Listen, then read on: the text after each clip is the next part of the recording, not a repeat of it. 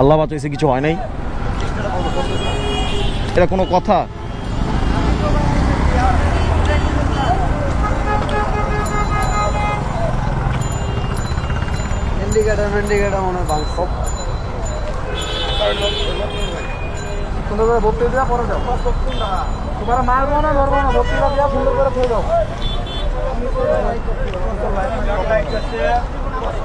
এটা সমস্যা নাই, বাম্পার কোনো সমস্যা নাই, সমস্যা হচ্ছে ব্যাকলাইট।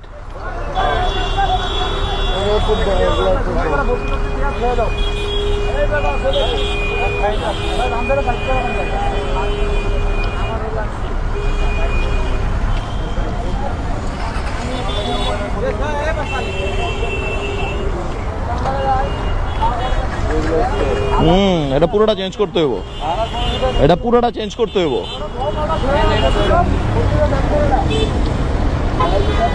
না ব্যথা পাই নাই।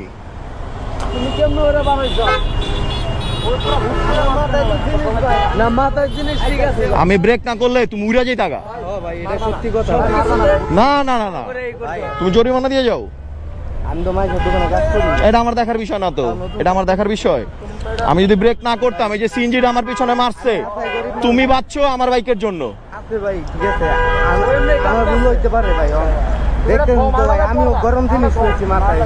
ঠিক আছে, গরম জিনিস নিছো।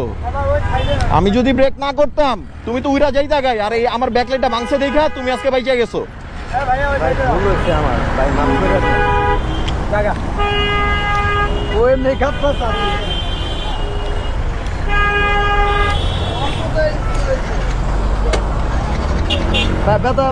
না ব্যথা পাই নাই।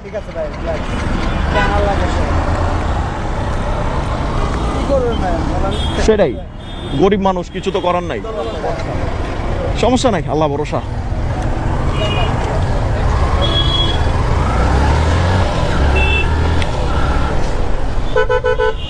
আমার বাইকটা প্রায় 20,567 কিলোমিটার চালাইছি। এই 20,567 কিলোমিটার পর আজকে এই প্রথম বাইকটা আমার হাত থেকে পড়লো। অ্যান্ড 100% আল্লাহর রহমতে আমার দোষ ছিল না। এই লোকটা যদি হুট করে এই দিক দিয়ে না যেত, আর আমি যদি ব্রেক না করে দাঁড়াইতাম, পিছন থেকে তবে সিএনজি মারতো না। আর সিএনজিটা অনেক জোরে এসে মারছে। আর এইসব সিচুয়েশনে আসলে কাউকে কিছু বলার মতো থাকে না।